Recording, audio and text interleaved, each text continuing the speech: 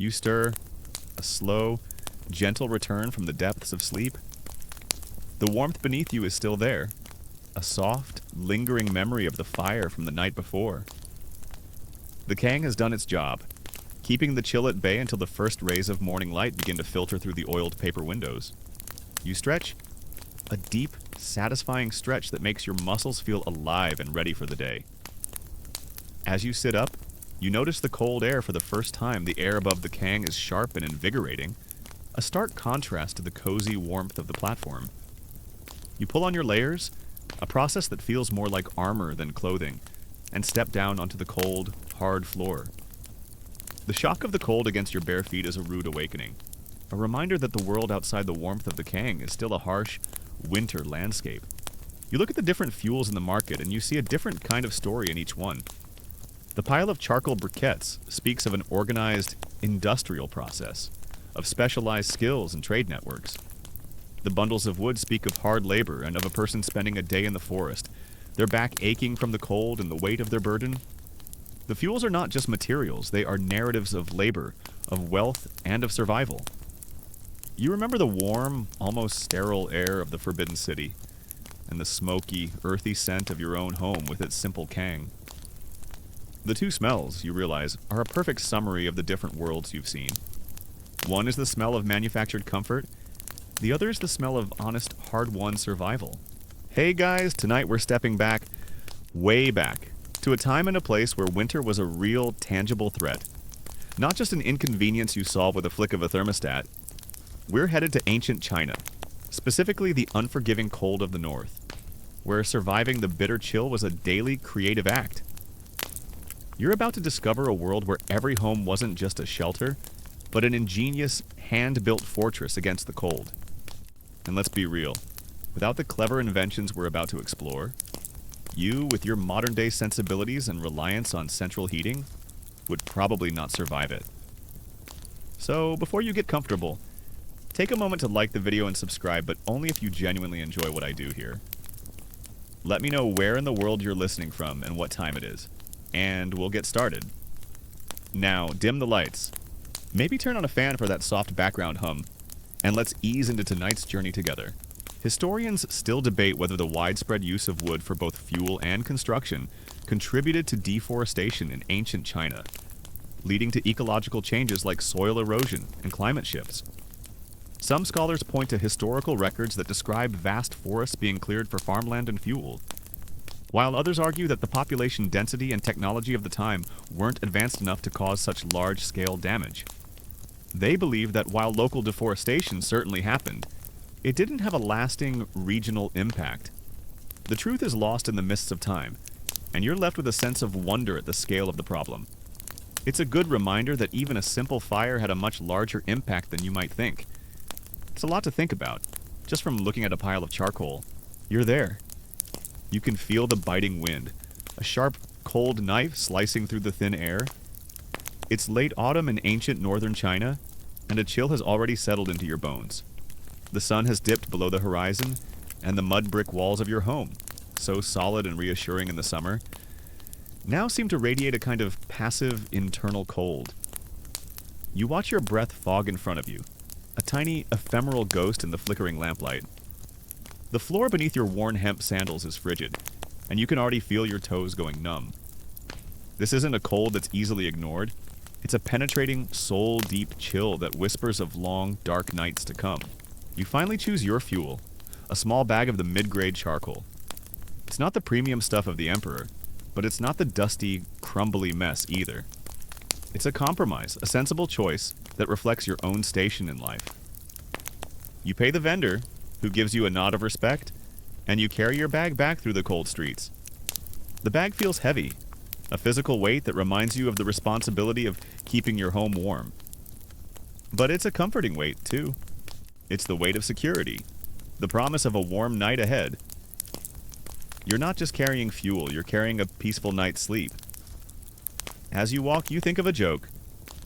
Why don't ancient Chinese charcoal burners ever tell secrets? Because they keep all their wood on a need-to-know basis. You chuckle to yourself, a small, quiet sound in the cold air. But then, you turn your gaze toward the heart of the home. The thing that makes all the difference, the Kang. It's a massive raised platform, maybe 2 or 3 feet high, occupying a significant portion of the room. It's built of brick and covered with a smooth earthen plaster that feels cool to the touch right now. But you know its true purpose. This isn't just a piece of furniture, it's the home's engine, a silent sleeping dragon waiting to be roused. You can see the small fire pit at one end of the platform, a dark, dusty opening that looks like a mouth waiting to be fed. A narrow chimney vent exits through the wall at the other end, its purpose to usher smoke and soot safely out of the house.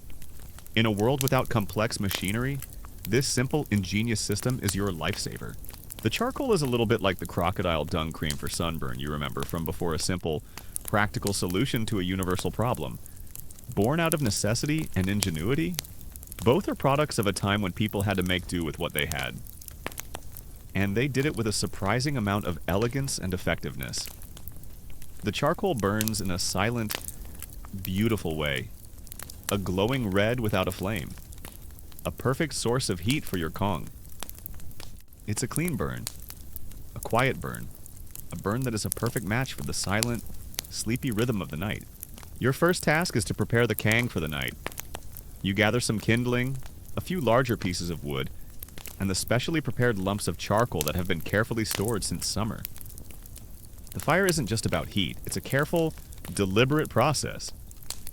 You crouch down and begin to arrange the kindling in the fire pit, a small, dark cave at the base of the platform. You can almost feel the anticipation in the room as you strike flint to steel, a shower of sparks briefly illuminating your face. A small flame catches, licking greedily at the dry wood. The scent of burning wood and smoke fills the air, a comforting, earthy perfume that signals the start of the night's warmth. It's a scent that smells like home. You add the larger pieces of wood, then the charcoal, and soon the fire pit is a glowing, pulsing heart. You finally get home and prepare your Kang. The fire pit is ready. You place the charcoal inside, a few careful pieces, and soon the pit is a glowing heart of heat. The charcoal burns steadily, a silent, powerful source of energy. You can feel the heat starting to radiate up through the bricks, a familiar, comforting warmth that tells you everything is going to be okay. You close your eyes, the scent of the burning charcoal, faint but clean, in your nose. The heat is steady and true, a perfect, gentle lullaby. You're warm, you're safe, and you are ready for a deep, restful sleep. The heat doesn't come instantly. The Kang is a thermal battery, not a radiator. It's designed to absorb the heat from the fire and slowly, gradually release it throughout the night. As the fire burns, the bricks of the platform begin to warm. You can't see the process, but you know that a network of winding, brick-lined flues, a kind of internal plumbing for heat, is carrying the hot smoke and gases from the fire pit all the way to the chimney vent. The smoke doesn't just go straight out, it travels back and forth, weaving its way beneath the entire platform, giving up its heat to the bricks and the plaster surface before finally being released. It's a surprisingly efficient design, a testament to centuries of trial and error. This is a common historical fact of the time the Kong was the cornerstone of winter survival for countless families. A central heating system in its most basic, beautiful form. You fed the fire, and the Kong is glowing with a steady, reliable heat. The house is slowly, gradually warming, but you notice something. The air, while no longer brutally cold, still has a certain chill to it. It's a chill that comes not from the lack of a fire, but from the very design of your home. You look at the walls, the windows, the doors, and you realize that they are not just walls and doors, they are the front lines in your battle against the winter. They are your first and most important line of defense. The ancient Chinese were master builders, and their homes were not just beautiful, they were ingenious fortifications against the cold, built with a deep understanding of insulation and solar power. You finally feel a gentle warmth radiating from the surface of the Kang. It starts as a subtle, barely there sensation, but it grows steadily, like the slow, purposeful rise of a gentle wave. Soon, the entire platform is warm, a vast, cozy expanse waiting for you.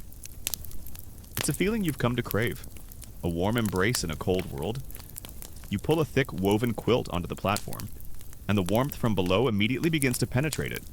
turning the quilt into a giant, fluffy, heated blanket. You might even find yourself thinking of a modern-day electric blanket. But this is different. This is a warmth that feels organic, natural, and hard-earned. It's a communal space, a place where the family gathers. You step outside for a moment, into the cold, crisp air of a winter day. You stand in your small courtyard and look at your home from the outside. You notice the way it's oriented. The main face of the house, the side with the most windows, is facing south. This isn't a coincidence, it's a deliberate act of architectural genius. The architects of ancient China knew that the sun in the winter travels low in the southern sky. And by orienting their homes to face south, they were able to maximize the amount of sunlight that came into the house.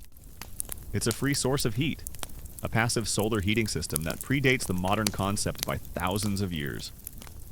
The sunlight streams in through the paper windows, hitting the mud brick walls and the floor, and slowly, gradually, warming them.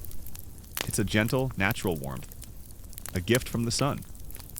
The north side of the house, in contrast, is often built with thicker walls and has fewer windows, acting as a solid, cold-facing barrier against the prevailing winds. It's a simple but brilliant idea, a quiet conversation between the house and the sun. You settle onto the warm platform, your back against the now glowing brick wall. You can hear the crackling of the fire in the pit below and the gentle whisper of the wind outside. The contrast is immense. Outside is a world of cold and darkness. Inside is a sanctuary of warmth and light. You're not just sitting on a piece of furniture, you're sitting on the very thing that keeps you alive. It's a shared space, a place for eating, talking, and sleeping. The family cat, if you have one, has already found the warmest spot and is purring contentedly. You're grateful for the heat, so grateful that you almost don't notice the faint, almost imperceptible smell of smoke that hangs in the air. A small price to pay for this precious warmth. The walls themselves are a marvel of ancient engineering.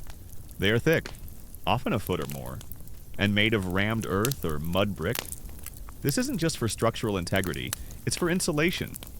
The earth is an excellent thermal mass, meaning it can absorb a huge amount of heat and release it slowly.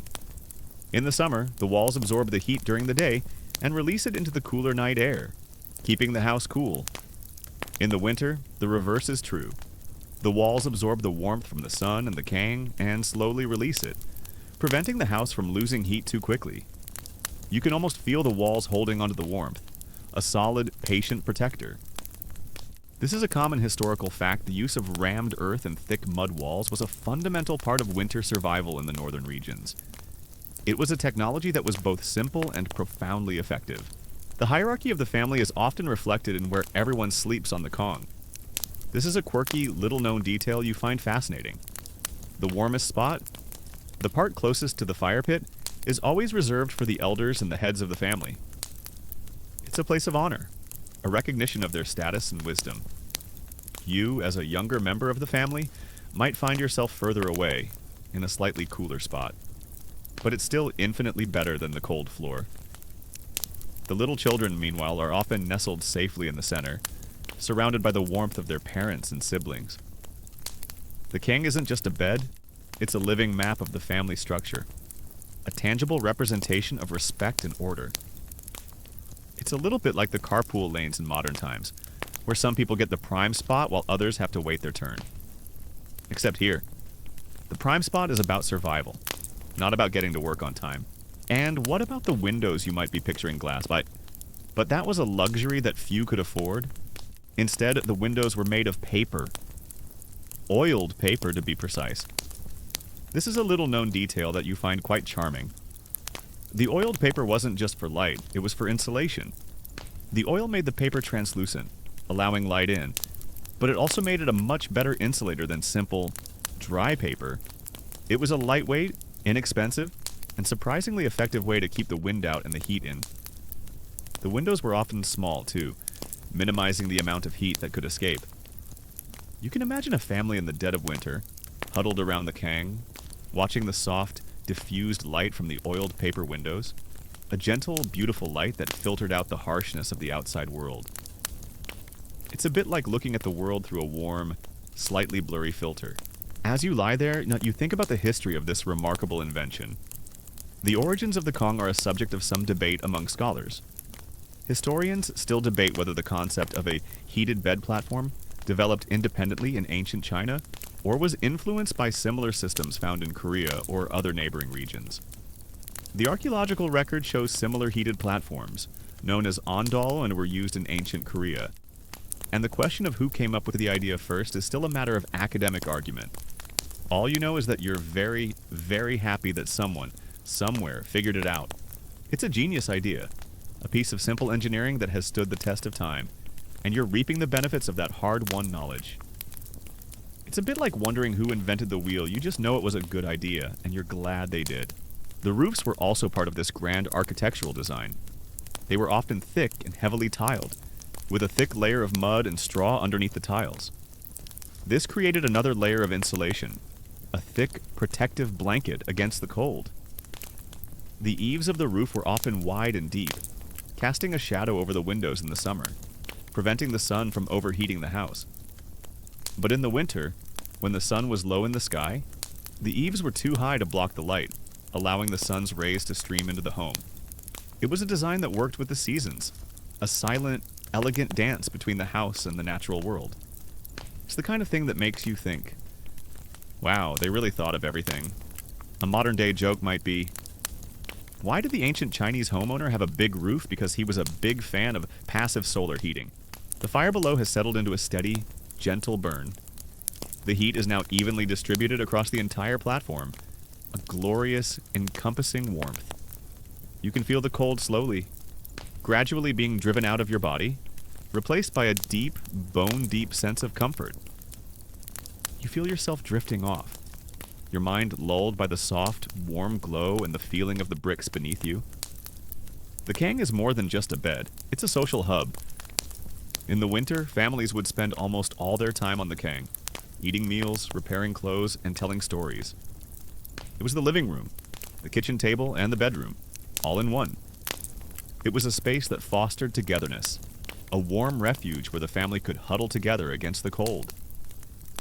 You can imagine the conversations, the jokes, the quiet moments of shared life that took place on this very spot over centuries. It's a reminder that even in the face of harsh conditions, people found a way to not just survive, but to thrive, to build a sense of community and warmth. The layout of the house itself was also a factor. In many parts of northern China, homes were built around a central courtyard. This wasn't just a place to hang out, it was a microclimate. The walls of the house would absorb the heat of the sun, and the courtyard, surrounded by these warm walls, would become a sheltered, slightly warmer space. It was a place where you could do your daily chores, repair your tools, or simply sit and enjoy the winter sun without being exposed to the harsh, open wind. The courtyard was like a warm, outdoor living room, a protected bubble of warmth in a cold world. You remember how you had to wrap up in your thick layers just to step outside. But in the courtyard, you might be able to get by with just a single extra layer.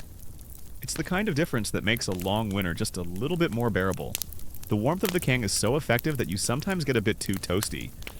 You might find yourself having to move to the cooler side of the platform, away from the hottest spot.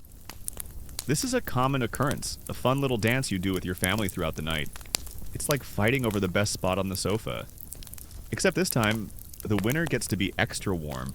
It's a gentle, humorous struggle, a small part of the daily rhythm of life on the Kong. And of course, there's always the joke that one of the younger kids gets to be the canary in the coal mine, sleeping closest to the chimney vent to make sure it's drawing properly. It's a playful jab, but you know that the fire is burning clean and the heat is flowing smoothly. The smell of the smoke has almost faded now, replaced by a deep, satisfying warmth. You're ready to sleep. Historians still debate whether the aesthetic preferences for specific architectural styles, such as the use of intricate roof designs and ornate doorways, sometimes compromised the thermal efficiency of the buildings. Some scholars argue that while the basic design was sound, the desire for beauty and a display of wealth could sometimes lead to choices that were less practical for winter survival. Others suggest that the architects were so skilled that they were able to integrate both beauty and function, and that a well-designed home was both warm and beautiful. It's a classic debate between form and function, and you're left to wonder what the right answer is. You're just glad that your home, while not a palace, is warm enough. The glow of the fire pit has faded to a gentle red ember, but the warmth of the Kong will last for hours, radiating heat into the night. It's a perfect design for a long, cold night, a kind of preheating that ensures you'll be warm until the morning light. The quiet hum of the heat and the slow fading of the light is a perfect lullaby. You're enveloped in a cocoon of warmth, a safe and secure world, and the cold outside ceases to matter. You are a part of a long, unbroken chain of people who have found comfort and warmth on this very spot, a tradition stretching back through the ages. You close your eyes, the last thought in your mind being of the sheer ingenuity and simple comfort of this ancient heating system. You are warm, you are safe, and you are ready for a deep, restful sleep. The quiet, gentle warmth of your home, with its thick walls and its south-facing windows, is a comforting thing. It's a different kind of warmth from the fire of the king. It's a passive, slow, and constant warmth. It's the kind of warmth that you don't even notice until it's gone. It's the warmth of a well-built, well-cared-for home. You look around the room, at the solid walls, the paper windows, and the warm, welcoming floor, and you feel a deep sense of security. You are not just surviving the winter, you are a master of it. The cold can rage outside, the wind can howl, but inside, you are in a sanctuary of warmth and peace. You feel your eyelids getting heavy, your body relaxed by the subtle, ambient heat. It's a perfect environment for a peaceful, deep sleep. But what if the entire world could be warm? What if the cold floor, the drafty walls, and the chilly air of a winter morning were simply not a problem? Imagine that you've been invited to stay with a more affluent relative, perhaps a successful merchant or a minor official, in their grander, more substantial home. This isn't your mud brick house with its simple kang. This is a place of carefully crafted wood, polished stone, and intricate carvings. You step into the main hall, a vast, open space that, in your own home, would be an absolute freezer. But here, the air is surprisingly pleasant. The cold doesn't seem to radiate from the floor or the walls. In fact, a gentle, almost imperceptible warmth seems to be coming from everywhere at once. This is the next level of ancient Chinese winter survival. A system so clever it makes your simple Kong feel like a campfire. You've seen how the ancient Chinese kept their homes warm, a complex dance of architecture, solar energy, and clever heating systems. You've felt the warmth of the Kang and the Dichuang, and you've understood the importance of fuel and insulation. But you can't spend all your time indoors, no matter how warm the house is. The world outside, with its biting wind and freezing temperatures, still calls. So, how did people face the cold head-on? How did they keep their own bodies warm when they had to go out and work, or socialize, or travel? You remember the simple, practical genius of the hand warmer, but that was just one small part of a much larger strategy. The real battle against the cold was fought not just in the walls of a home, but in the layers of clothing people wore, and this too was an art form. This grand home is heated by a complex, hidden system, a masterpiece of unseen engineering. You walk across the main hall and the polished stone floor, instead of being frigid, is merely cool, with a subtle, underlying warmth. You press your hand against a wall, and it too feels neutral, not icy to the touch. This sensation isn't coming from a single source, it's everywhere. This is the work of a dichuang, a system of underfloor and in-wall heating. The principle is the same as your Kang hot air and smoker channeled through a network of flues, but the scale and complexity are on a whole new level. A large furnace, often located in an outbuilding or a cellar to keep the smoke and fire risk away from the main house, burns wood or charcoal. The hot gases are then directed through a network of carefully constructed brick channels that snake under the entire floor of the house. You are now standing in a quiet corner of a busy street, watching people go by. It's a cold day, and everyone is bundled up. But their clothing isn't just a random assortment of fabrics. It's a carefully constructed fortress of layers. You notice a man walking past, and you can see a glimpse of his clothes. There's a thin, inner layer of soft, woven silk or cotton against his skin, then a thicker layer of padded fabric, and finally, a heavy, padded robe on the outside. It's a system of insulation, a series of air pockets trapped between layers of cloth that act as a barrier against the cold.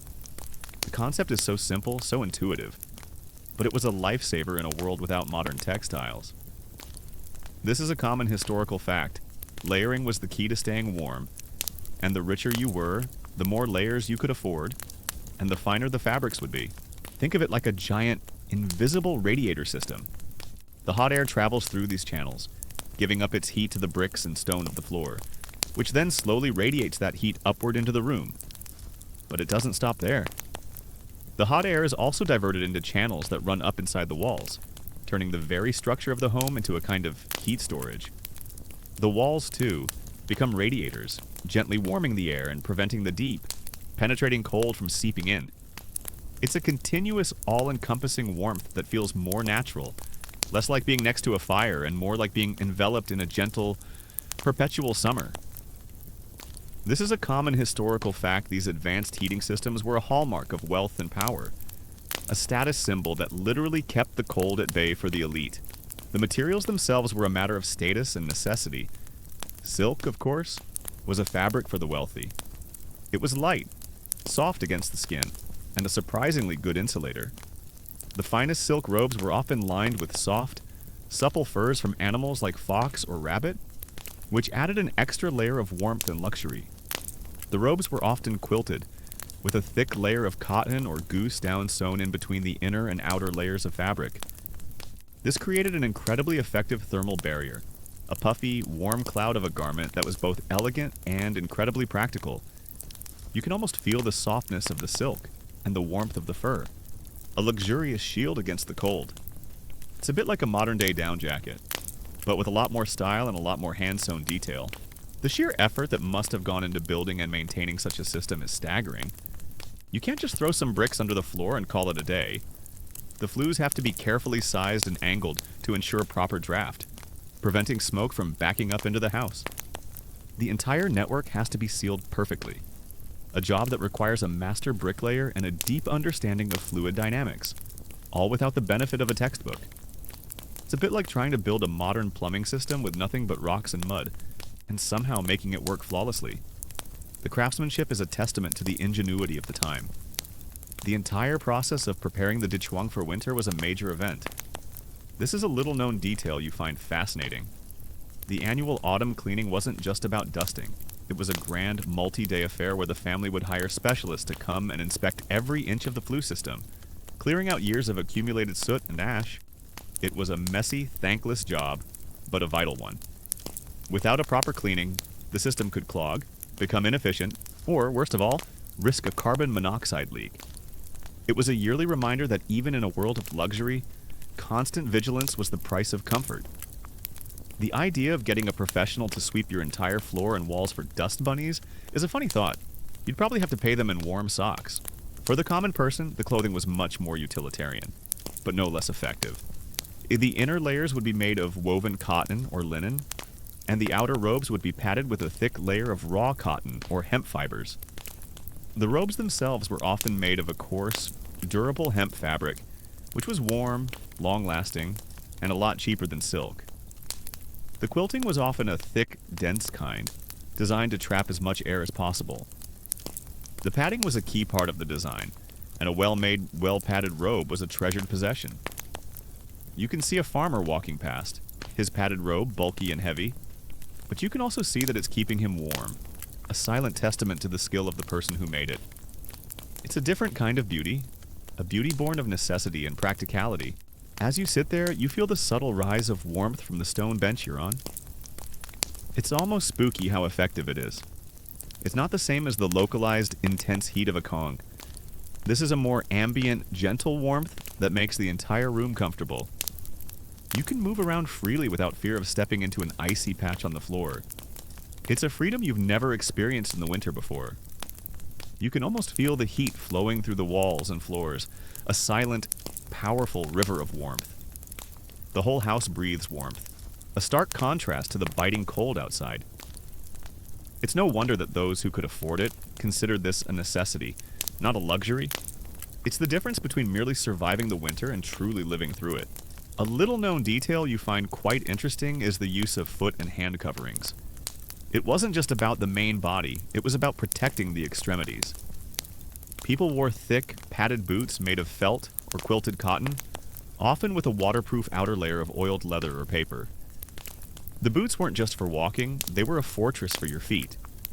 Inside, you would wear thick, woven socks, sometimes 2 or 3 pairs to trap the heat. In your hands, you would wear thick, padded gloves, often with a separate thumb and a single compartment for the other 4 fingers, a design that allowed for a lot of insulation. They were a practical solution to a universal problem. How do you keep your fingers from going numb when you have to work in the cold? It's a lot more effective than just tucking them into your sleeves, and you can still do a lot of things with them. It's a little bit like the joke, why did the ancient Chinese person have 2 gloves because they didn't want a cold hand? The furnace itself, the heart of this system, would have been a work of art. Imagine a large, expertly crafted oven, built for efficiency and long-term burning. The fire within would have been carefully tended, not a roaring bonfire, but a steady, consistent heat source. The fuel, a high-quality charcoal, would have been chosen for its long burn time and clean smoke. The process of feeding the fire and maintaining the heat would have been a constant, dedicated job for a servant or a member of the family.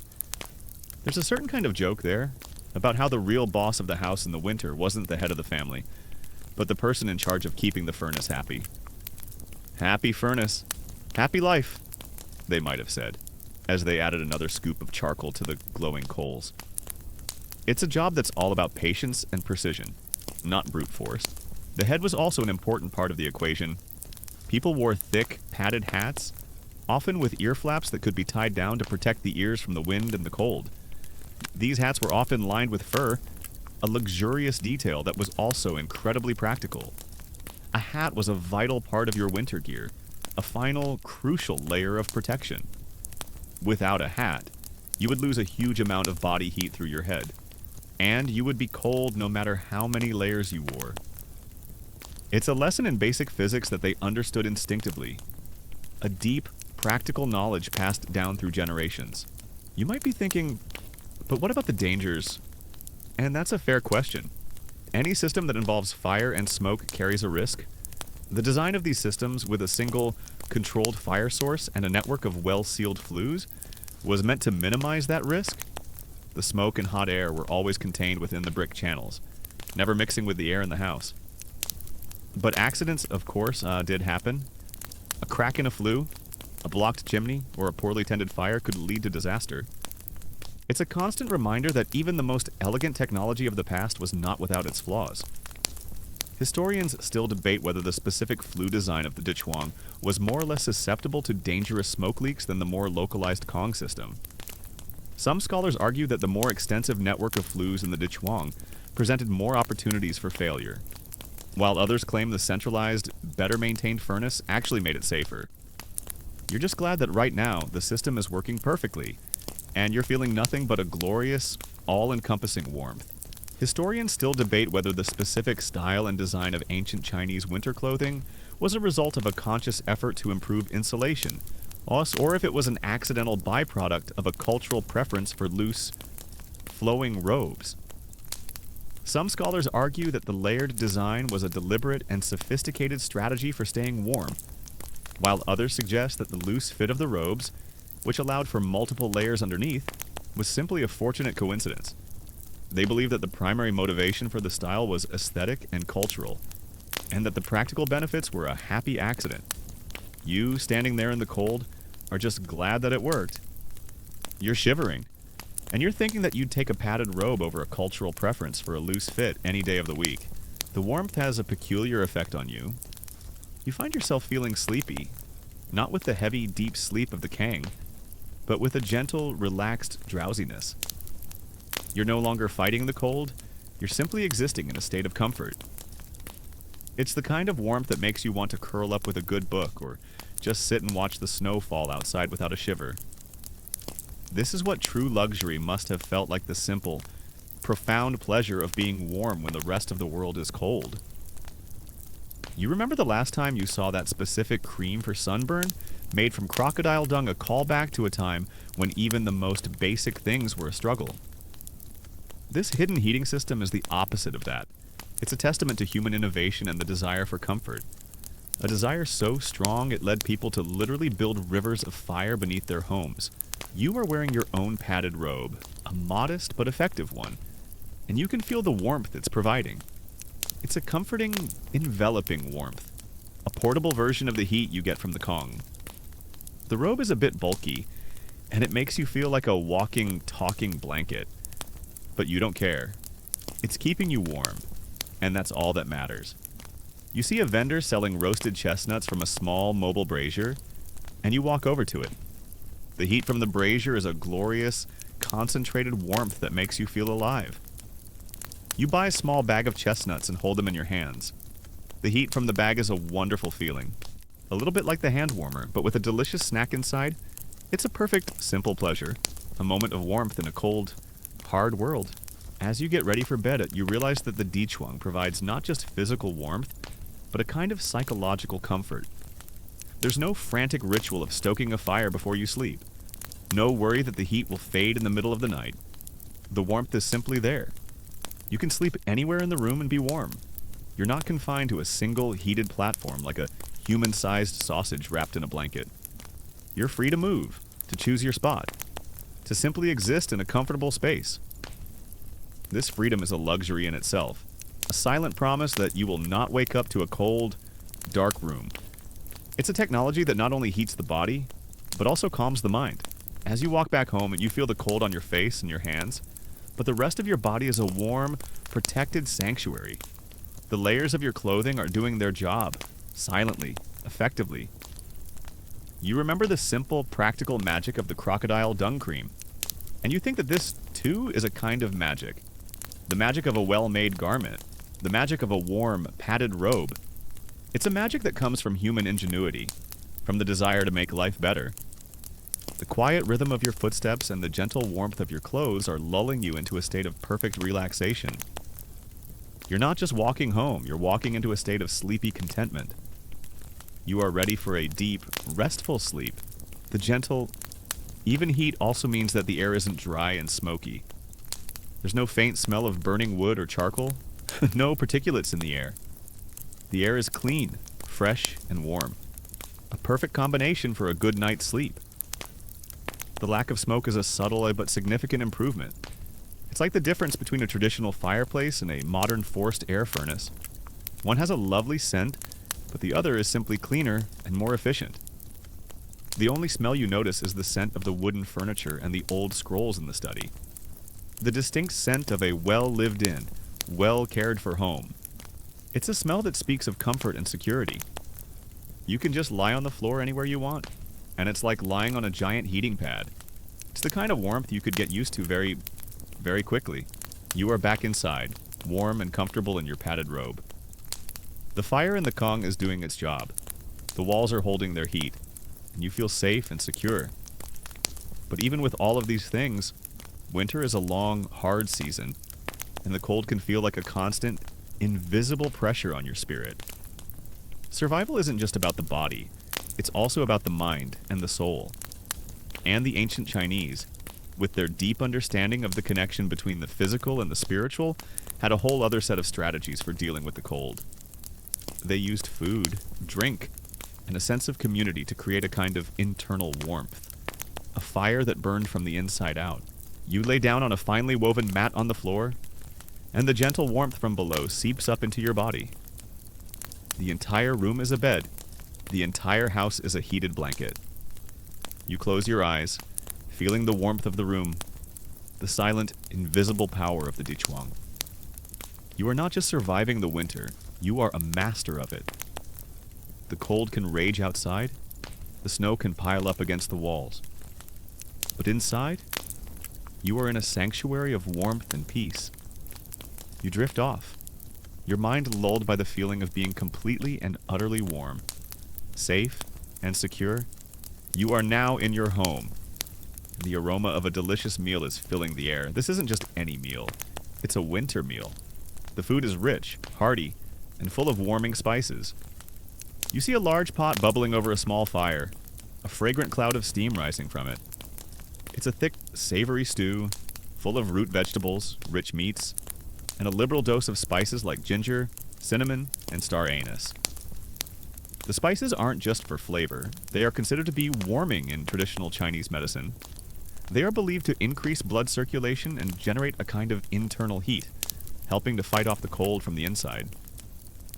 This is a common historical fact. Food was not just nourishment, it was medicine, and a well-planned diet was a key part of winter survival. You've experienced the simple, communal warmth of the Kong and the hidden, luxurious embrace of the Dichuang. Now, let's take another leap up the social ladder. Forget the homes of merchants and officials. We're going to the absolute pinnacle of ancient Chinese society. You're standing on the frozen, windswept grounds of the Forbidden City, the Imperial Palace in Beijing. The air is so cold it hurts to breathe, and the vast courtyards are a silent, white expanse under a bleak winter sky. The walls, so imposing and grand, seem to absorb all light and warmth. You shiver, your breath a series of small, frantic puffs. How could anyone, even an emperor, survive a winter in this place? It's a building the size of a small city, and you can't imagine how it could possibly be heated. This is the ultimate challenge of ancient heating technology, and it was a challenge the emperors of the Ming and Qing dynasties met with a truly staggering level of ingenuity and opulence. You sit down to eat, and the first spoonful of the stew is a revelation. The warmth from the food spreads through your body, a deep, satisfying warmth that feels like a hug from the inside. You can feel your fingers and toes, which were starting to feel a little chilly, coming back to life. The rich, savory flavor of the meat and the earthy sweetness of the vegetables are comforting, a perfect antidote to the bleakness of the winter landscape outside. You eat slowly, savoring every bite, and you can feel the warmth building inside you, a glowing, pleasant heat that makes you feel alive. It's a lot more effective than you might think, a kind of internal furnace that you can stoke with a spoon. You could almost hear a little joke here. Why did the ancient Chinese person put so much ginger in their food? Because they needed a bit of a kick to get through the winter. You are led into a residential quarter, a series of connected courtyards and exquisitely decorated halls.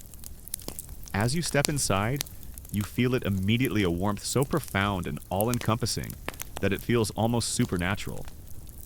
It's not just a comfortable temperature, it's a palpable, gentle pressure of warmth that seems to push the cold away entirely. The air is clean and fresh, with no hint of smoke, and the polished stone floors are not just warm, they're pleasantly hot, almost like a hot spring. This isn't just a heating system, it's a climate-controlled environment, a sanctuary from the world. This is the palace's hidden secret, a network of flues and furnaces so vast and complex that it puts the Dichuang to shame. And what about drink tea? Of course, was a staple, but in the winter it was a special kind of tea. It was often brewed with warming spices like ginger and cinnamon, and sometimes even a touch of honey or brown sugar. The tea was a warm, soothing drink that was perfect for a cold day, and it was a simple, accessible pleasure that everyone could enjoy. But for those who could afford it, there was also a special kind of alcoholic drink, often a rice wine or a grain-based liquor. This wasn't about getting drunk, it was about getting warm. A small cup of a warming liquor was believed to be a great way to generate internal heat and chase away the cold.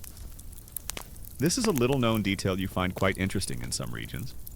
A special kind of medicinal wine was made by infusing herbs and spices into a strong liquor, and it was believed to have special properties for fighting the cold and boosting the immune system. It was both a drink and a tonic, a perfect combination for a long, hard winter. The system is called the nuange, or warm pavilions, and it's essentially a Dichuang on a colossal scale, with a few crucial modifications that made it a truly royal experience. Instead of a single furnace, there were multiple massive furnaces located in dedicated fireproof buildings far from the main palace.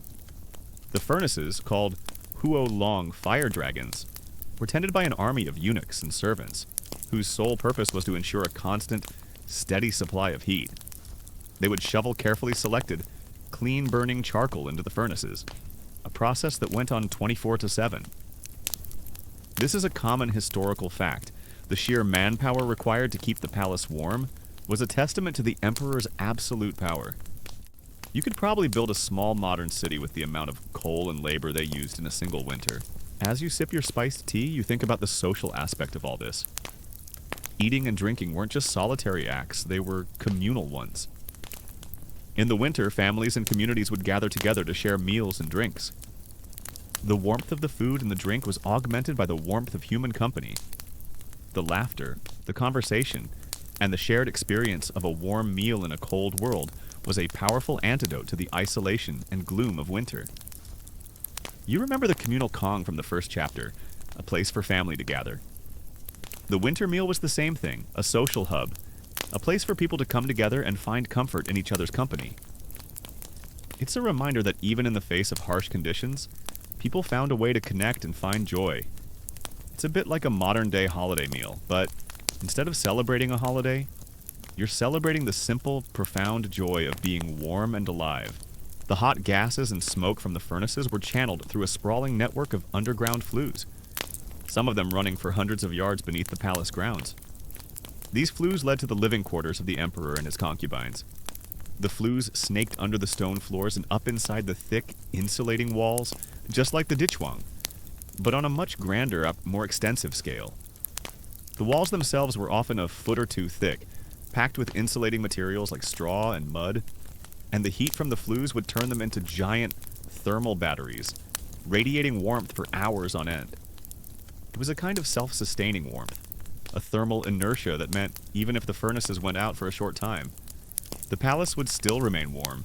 The act of cooking itself was a source of warmth.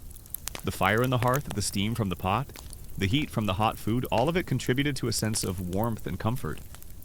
The kitchen, in the winter, was often the warmest room in the house, a bustling, fragrant, and welcoming space. It was a place of activity and life, a stark contrast to the quiet, cold world outside. You remember the old crocodile dung cream? A simple, practical solution. This, too, is a simple, practical solution. But it's one that also feeds the soul.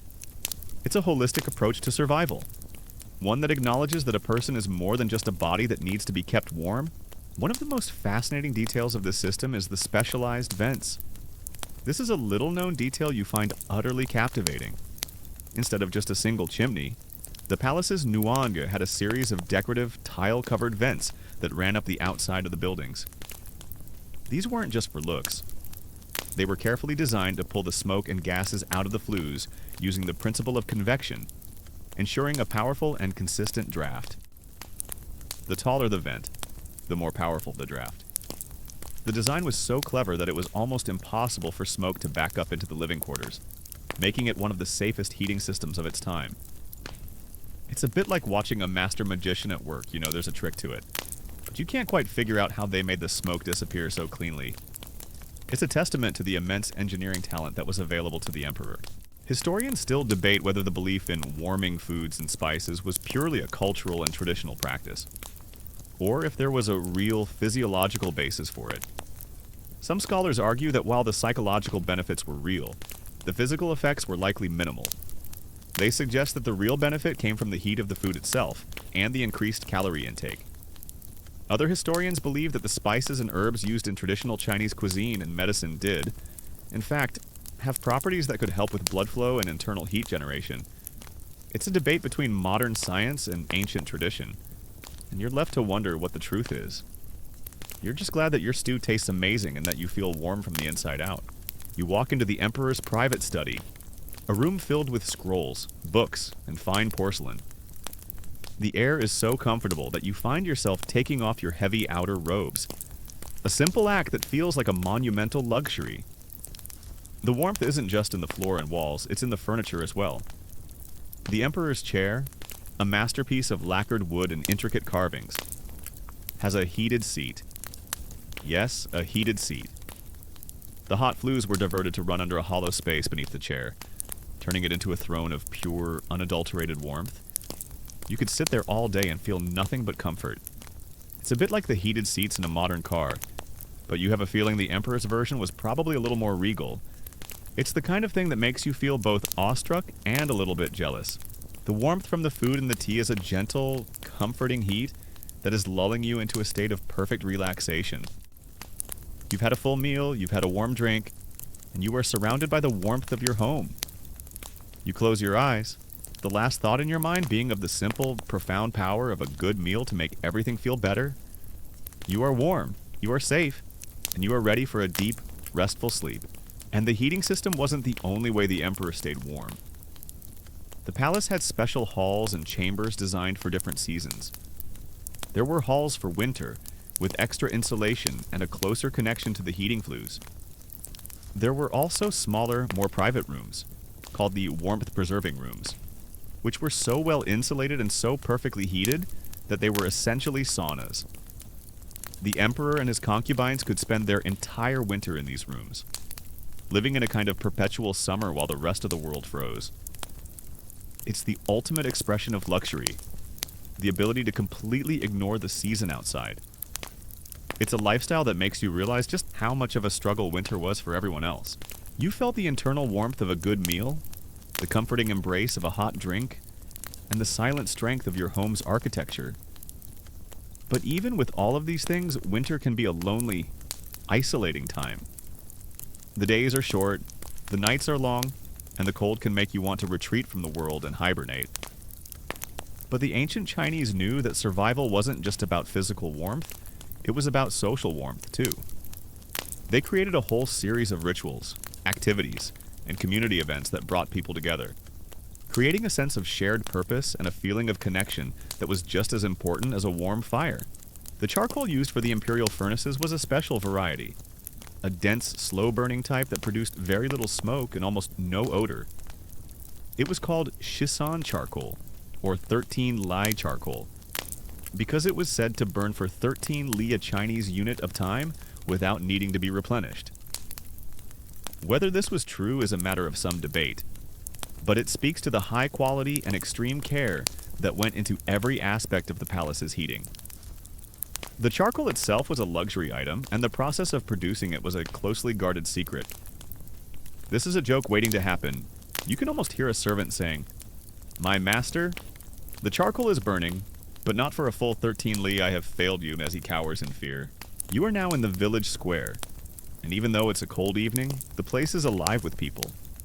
There's a bonfire roaring in the center, a beacon of light and warmth against the gathering darkness. The fire isn't just for heat, it's a social hub, a place where people gather to talk, to laugh, and to share stories. Children are running around, their breath fogging in the cold air, their laughter a bright, happy sound. The adults are standing in small groups, their faces illuminated by the firelight, their voices a low, comforting hum. It's a powerful antidote to the loneliness of winter, a reminder that you are not alone in this struggle. This is a common historical fact. Communal fires and gatherings were a vital part of winter life, a way to build a sense of community and shared purpose. Historians still debate whether the immense cost of heating the Forbidden City contributed to the economic problems of the later dynasties. Some scholars argue that the cost of charcoal and the labor required to tend the furnaces was a significant drain on the imperial treasury, while others suggest that the palace's winter expenses, while high, were a drop in the bucket compared to the cost of maintaining the army and the bureaucracy. You're just glad you don't have to worry about it, and you're enjoying the feeling of being perfectly, utterly warm in the middle of a brutal winter. You feel your eyelids getting heavy, your body relaxed by the ambient heat. The air is so pure, so still, so warm. It's a gentle, perfect warmth, the kind that makes you forget all about the cold outside. It's a perfect environment for a peaceful, deep sleep. As you get closer to the fire, you feel the intense, radiant heat on your face. You can feel the cold being pushed back, a tangible, physical sensation of warmth and security. You can see a few people holding their hands out to the fire, their faces a mixture of gratitude and relief.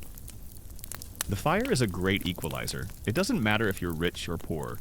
You are all there, sharing the same warmth. It's a simple, profound joy, a shared experience that connects everyone in the square. You remember the communal Kong from the first chapter, a place for family to gather. This bonfire is the same thing, but on a grander scale, a place for the entire community to come together. You walk through a series of connected rooms, each one a different temperature. The emperor could literally choose his climate. One room might be a cozy 70 degrees, another a refreshing 65. It's a level of control that we take for granted today. But for a person living in ancient China, it was nothing short of miraculous. It's a testament to a lost art, a forgotten science of heat and draft and fire. You remember your own simple Kang and the crocodile dung cream, and you can't help but smile at the thought of the vast, almost comical difference in lifestyle. You realize that ancient China was not a monolith, but a society of extremes, and you've seen the very best of what they had to offer. You find a comfortable spot on a large, carved bed, and the warmth from the hidden flues beneath you begins to lull you into a state of perfect relaxation. You're ready to sleep, not just warm, but pampered, a guest in the warmest place on earth. And what about the activities? Winter wasn't just a time of quiet retreat, it was a time for games, for storytelling, and for a kind of playful camaraderie. You see a group of men playing a game of chess, their faces intent on the board, their fingers moving the pieces with surprising dexterity despite the cold. You see a group of older women sitting together, their hands busy with embroidery or mending clothes, their voices a soft, gentle murmur of conversation.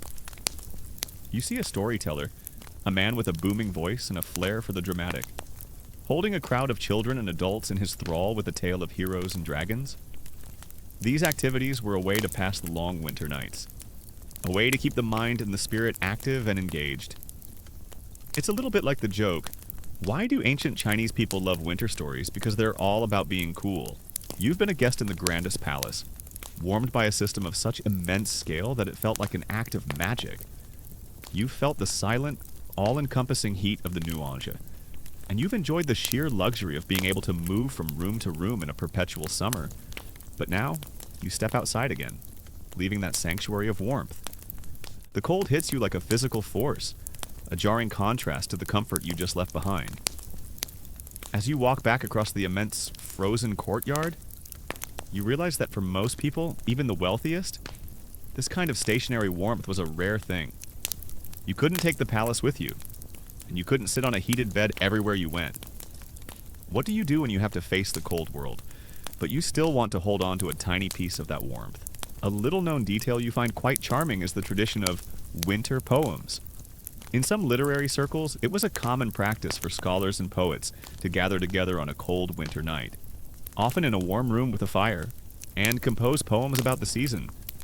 They would write about the beauty of the snow, the quiet stillness of the landscape, and the joy of being warm and safe inside.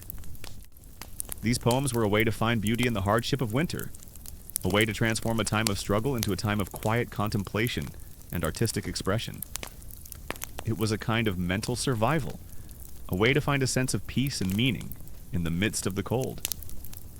It's a beautiful tradition, a reminder that even in the face of adversity, the human spirit can find a way to create something beautiful. You look down at your hands, they're starting to ache, the skin a raw, stinging red from the biting wind. You tuck them into your sleeves, but it's not enough. Then you see something. A woman walking past holds a small object in her hands, a beautiful decorative box made of bronze. It has intricate carvings of dragons and clouds, and as you watch, a wisp of steam seems to rise from it. You're captivated. What is that? It's a hand warmer, a personal portable heating device that was the perfect solution to the problem of a cold world. It's a bit like a modern-day hand warmer you can buy in a packet, but this is a reusable, elegantly crafted piece of technology. A small furnace for your palms. The winter holidays were also a huge part of this communal effort. The Chinese New Year's, of course, was the biggest of them all, a time of feasting, family gatherings, and community celebrations. The holiday was a powerful antidote to the isolation of winter, a time for people to come together and celebrate life, family, and hope. It was a time of warmth, both literally and figuratively, and it was a reminder that even in the darkest, coldest part of the year, there was a reason to celebrate. You can hear the faint sounds of music and firecrackers in the distance, a joyous sound that fills the cold air with a sense of hope and life. This hand warmer, or shou-lu, is a work of art. It's a hollow box, often with a hinged lid that's perforated with a beautiful design. The inside holds a small metal container where a special kind of charcoal is burned. This is a common historical fact. The charcoal used was typically a finely powdered, compressed kind that burned slowly and cleanly, without producing too much smoke or odor. This little box is your personal sun, a tiny, glowing companion that you can take with you anywhere. It's a brilliant piece of simple engineering, and it makes you realize that even in a world of grand, sweeping technologies, The smallest, most personal inventions can sometimes make the biggest difference. You could be walking through a frozen marketplace or sitting in a drafty meeting, but with this in your hands, you have your own personal mobile fortress of warmth. Historians still debate whether the winter festivals and community gatherings were a purely cultural phenomenon, or if they served a more practical purpose in terms of survival. Some scholars argue that the festivals were an essential part of the social fabric, a way to maintain morale and social bonds during a difficult time. Others suggest that the festivals were also a way to share resources and ensure that no one in the community was left to freeze or starve. They believe that the communal gatherings were a form of mutual aid, a way for people to look out for each other and ensure everyone made it through the winter. The truth is probably a combination of both, a beautiful and practical expression of human community. The process of using a show loo is a small, quiet ritual. You watch the woman carefully. She opens the lid and places a tiny ember of glowing charcoal inside. The charcoal is already burning, having been lit with a small flame from a fire. She then closes the lid, and the tiny box begins to heat up.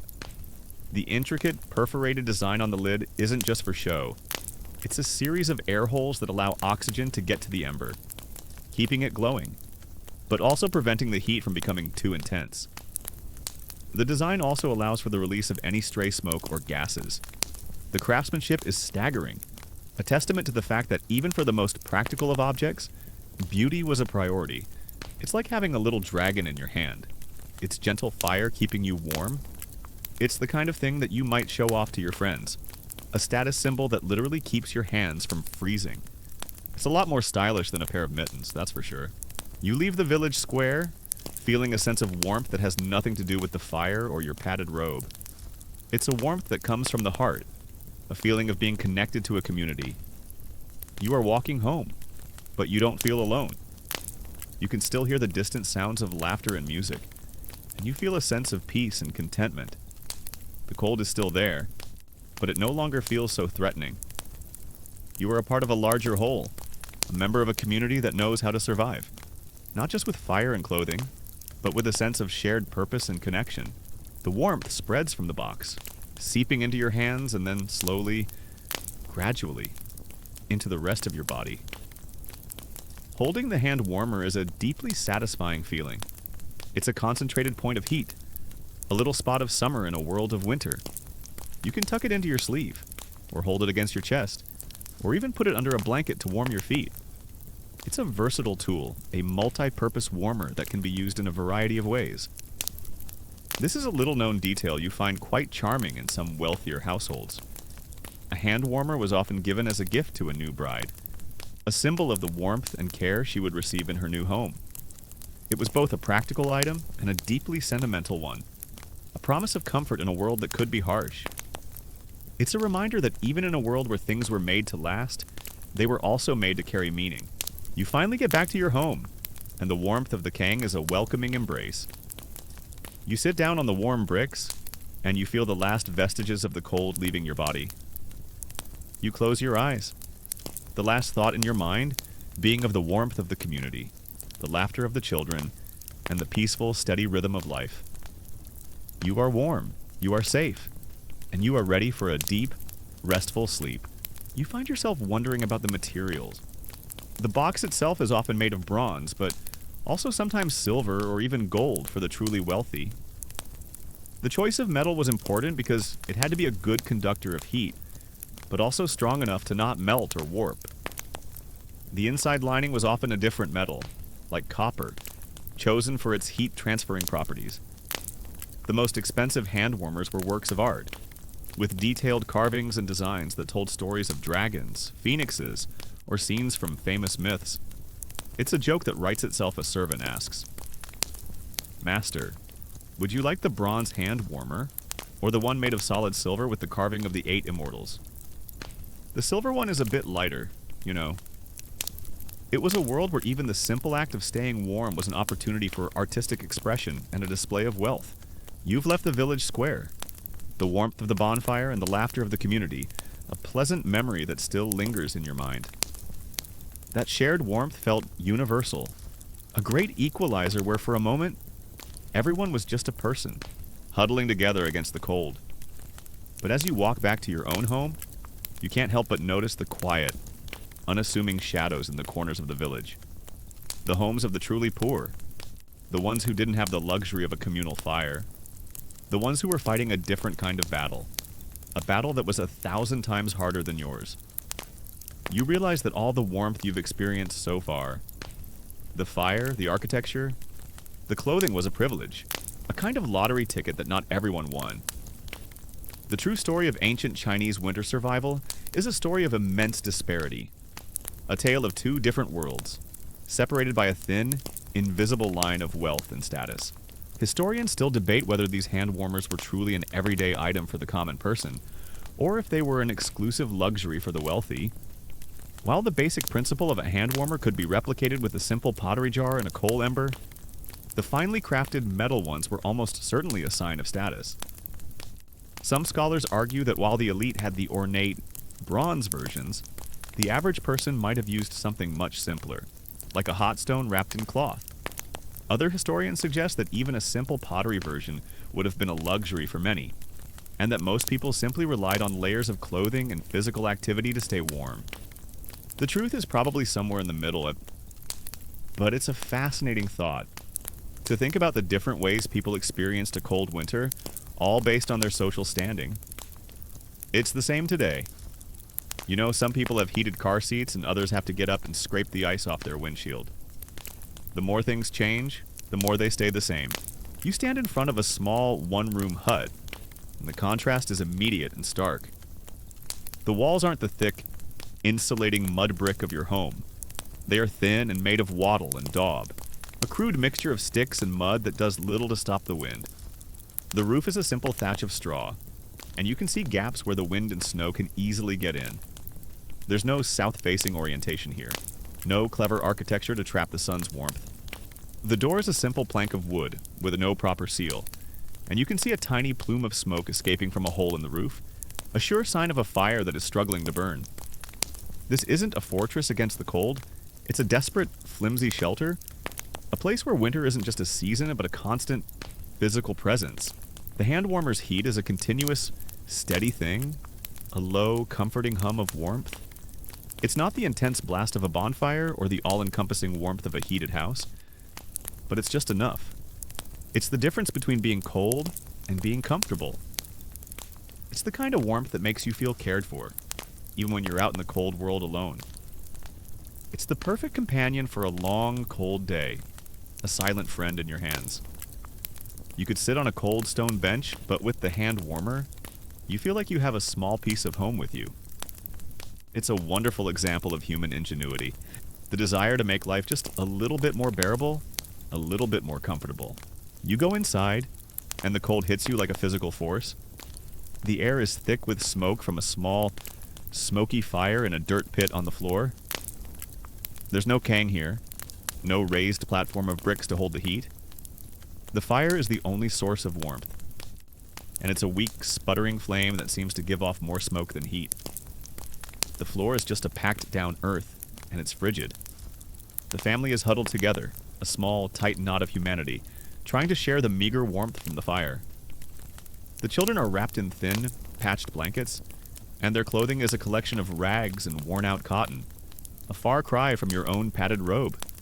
Their hands and faces are raw from the cold, and their bodies are shivering, not from the cold itself, but from the deep, soul-shaking cold that comes from a lack of warmth. This is the common historical fact that is often forgotten for the vast majority of people. Winter was a time of immense suffering, a season where a bad harvest or a lack of fuel could mean the difference between life and death.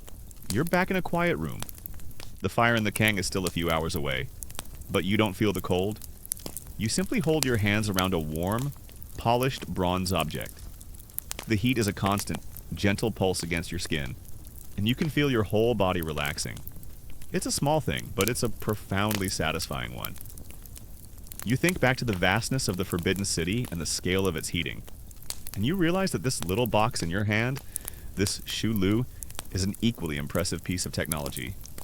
It's about personal comfort, about bringing warmth to the individual, not just the palace. It's a quiet, humble, and beautiful solution to a universal problem.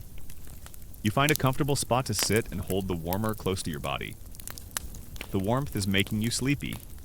The intricate carvings on the lid blur into a gentle, mesmerizing pattern. You are warm, you are comfortable, and you are ready to drift off. The food is another stark contrast. You see a small pot of thin, watery porridge bubbling over the fire. There's no meat, no rich vegetables, no warming spices like ginger or cinnamon. The food is about staving off starvation, not about providing comfort or generating internal heat. It's a sad, silent meal, a quiet acknowledgement of the grim reality of their situation. You remember the delicious, hearty stew and the spiced tea you had, and you feel a wave of shame and sadness? That was a luxury, a comfort that these people can only dream of. The joke, you realize, is not about the food itself, but about the lack of it. What did the poor family have for dinner? A big bowl of hope. It's a dark, bitter joke that serves to highlight the immense gulf between the rich and the poor. You've held the little son of the Sholu in your hands, a perfect, portable piece of warmth. It felt like a small miracle, a concentrated point of comfort in a cold world. But that tiny ember, that glowing piece of charcoal, didn't just appear out of nowhere. It came from somewhere, a long and complicated process that was just as vital to winter survival as the heated bed or the warm pavilions. You think about the immense furnaces of the Forbidden City, the constant fires under the Dichuang, and the daily ritual of stoking your own kang. All of these systems, whether grand or humble, relied on one fundamental thing: fuel, the real hero of the winter. You realize isn't the technology itself, but the stuff you put in it. And the choice of fuel wasn't just a matter of what was available, it was a science, an art, and a reflection of a person's place in society. And the fuel... The fire in the pit is burning a collection of twigs, leaves, and scraps of wood, a motley collection of flammable materials that the family has scoured the countryside for. There's no clean-burning charcoal here, no dense, hardwood logs. The fuel burns quickly, giving off a lot of smoke and very little heat, and a child has to constantly feed the fire, a tedious, endless chore. The family lives in a state of constant anxiety, a constant worry that the fuel will run out, that the fire will go out, and that the cold will come in and claim them. This is a little-known detail you find heartbreaking in some regions. The poor would be forced to break apart old furniture or even parts of their homes for firewood. A desperate, self-destructive act that made their living conditions even worse. It was a vicious cycle of poverty and desperation, a cold, hard logic that was inescapable. You are now standing in a bustling winter market, the air filled with the smells of roasting sweet potatoes and the chatter of vendors. But you're not here for food. You're here to buy fuel for the upcoming weeks. You can see the stacks of wood, some neatly chopped and piled, others in rough, gnarled bundles. But the real commodity is the charcoal, piled in black, glistening mounds. There are different kinds of charcoal, and you can tell by the look and the price that they are not all created equal.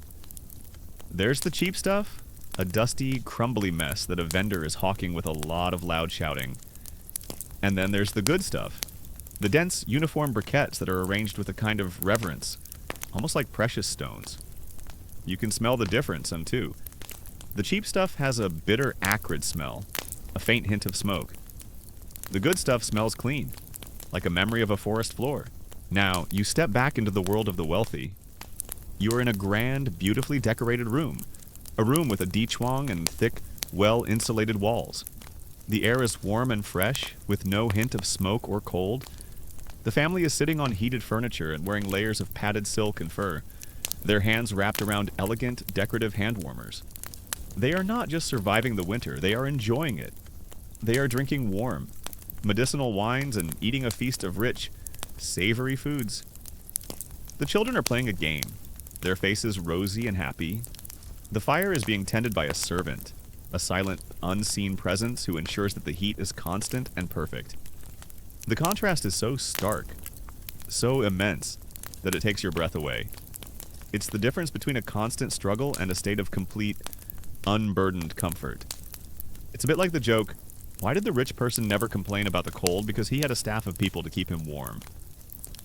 It's a joke that highlights the immense power and control that wealth gave a person over the very elements.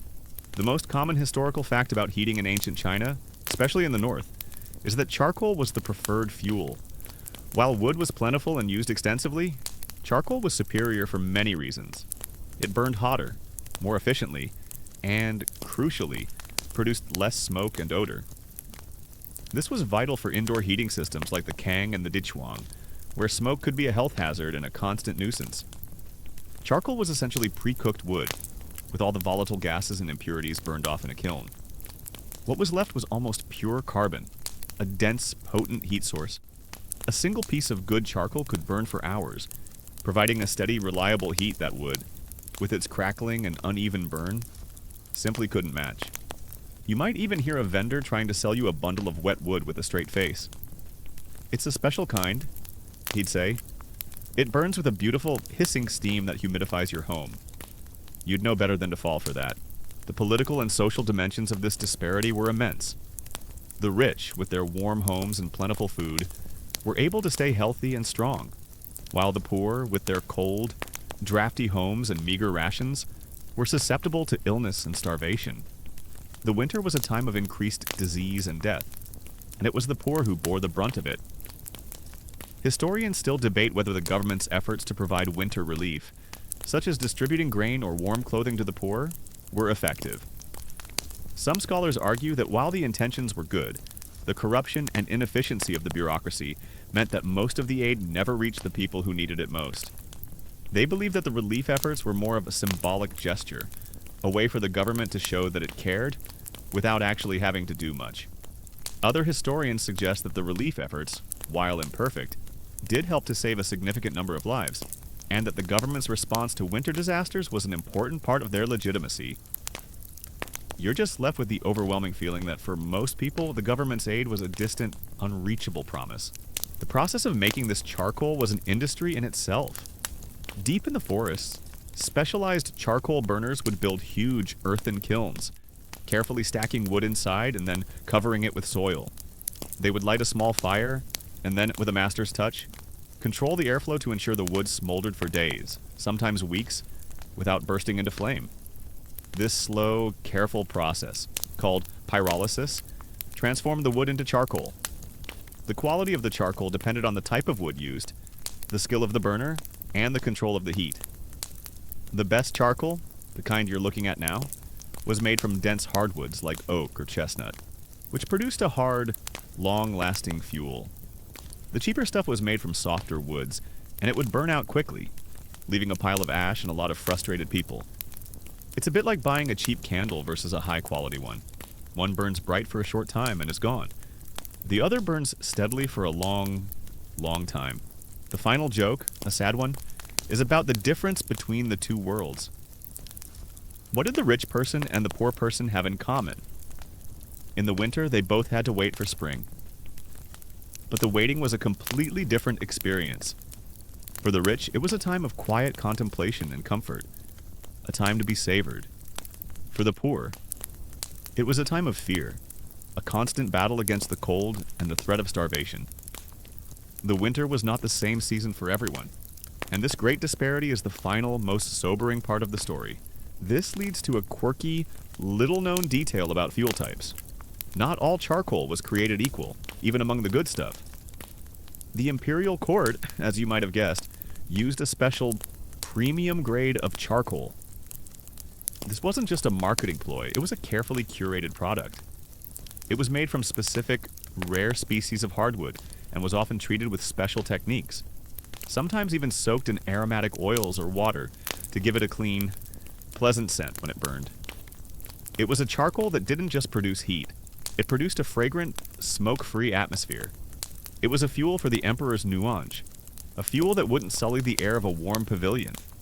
You can imagine a servant being scolded for bringing in a batch of subpar charcoal. "The emperor's tea smells faintly of soot," they might exclaim. "You will be punished." It was a level of pickiness that seems almost comical to you now. But for them, it was a matter of comfort and status. You find yourself back in your own home, in your own comfortable world. The warmth of the Kong is a welcoming embrace. You sit down on the warm bricks, and you feel the last vestiges of the cold leaving your body. You close your eyes, the last thought in your mind being of the immense, cold silence of that small hut, a silent monument to the struggle of so many. The story of winter survival in ancient China is not just about ingenuity and cleverness.